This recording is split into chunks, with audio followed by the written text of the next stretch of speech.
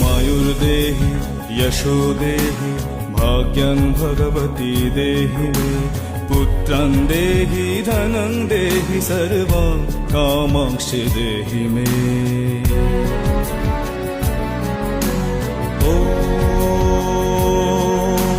भगवती भयोच्छेदे भवभावी विकामदे शङ्करी कौशिकी त्वन्हि कतायनी नमस्तुते।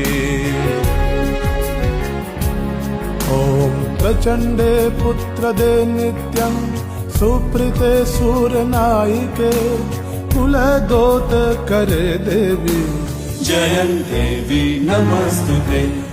मायुर्देहि यशो देहि भाग्यं भगवती देहि मे पुत्रं देहि धनं देहि सर्वान् कामांक्ष देहि।